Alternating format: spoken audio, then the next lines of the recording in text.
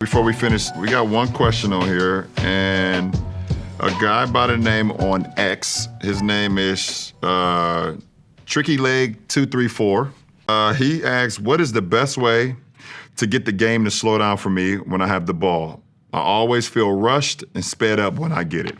I'm gonna let you take that, Steve. All right, well, I'm gonna definitely want to hear your thoughts on that, because my initial answer is it takes time. Yep. It takes time. Like the game, the more you play, the more reps, the more scenarios you see, the more it slows down. But what can you do to speed that up? I think to increase that development, like first of all, skill development.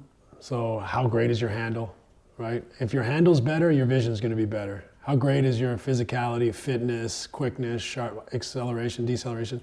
If you're on balance all the time, a lot harder to get sped up. If you're not sped up, your eyes aren't sped up. So I think there are things you can control, but I think one thing that I would say for a player, other than stick with it, it takes time, is try to be really conscious, whether it's on the floor, in practice, in film sessions, like really be conscious of the positions you get in. Because there's only so many positions and things that happen in a game of basketball, especially considering each of our games predicates on where those spots on the floor and what those scenarios are. So being aware when you're watching film, when you're practicing, where do I suffer and why? How can I get ahead of that? How can I have better recognition in those scenarios?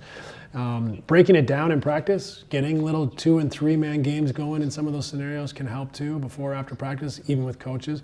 But look, there's a lot of things you can do that might help you in little ways, but you have to stick with it, because I think time is the greatest teacher in that respect. What I could piggyback everything that you just said, Steve. Time, and also, actually putting yourself in those situations, either like you said, if it's 5-on-5, 4-on-4, 3-on-3, 2-on-2, and then skill development. Just continue to, if it's something that you're uncomfortable with, develop those skills. You got to put that work in to where you feel more and more comfortable. If it's you handling the ball, pick and rolls, and you get sped up because, a lot of teams may blitz you and you don't know how to handle the blitz, or